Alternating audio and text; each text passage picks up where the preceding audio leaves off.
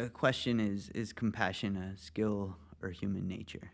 It's part of nature, even beyond human nature.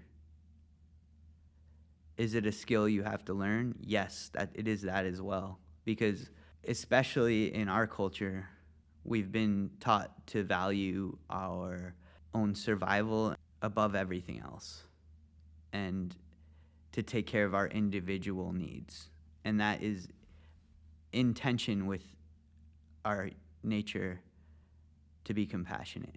But we have both of those things in our nature. We have to take things to survive. We have to take food.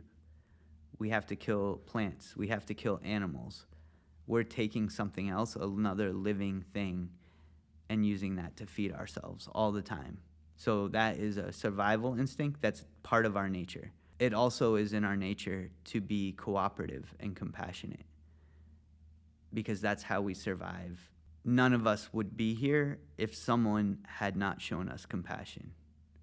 What do I mean by that? When you're born, you're a baby, you can't do anything for yourself. You can't put food in your own mouth. You can't get off your back. Someone has to carry you around. Someone has to put food in your mouth. They're helping you, and when they don't help, if they don't feed you, what do? You cry. Why? Because you're suffering.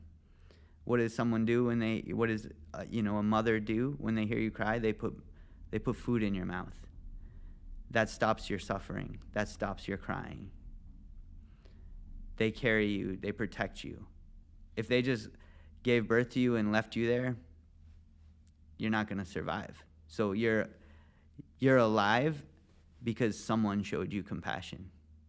So that human quality, that human nature was passed on to you from your mother. And it's something we learned initially from our mother. Whether they didn't say it, it's just in the nature of what they did. It's instinctual. And that's why I say it is human nature.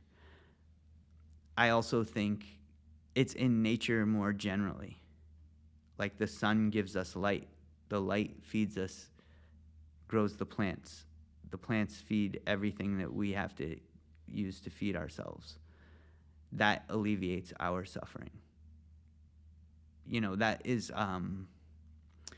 perhaps applying, human qualities to what you think are inanimate objects, but I think it's hard to really draw those distinctions.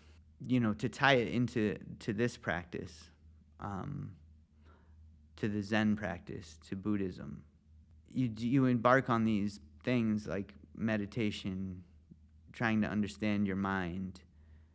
These are all internal experiences, and this is an internal journey of sorts.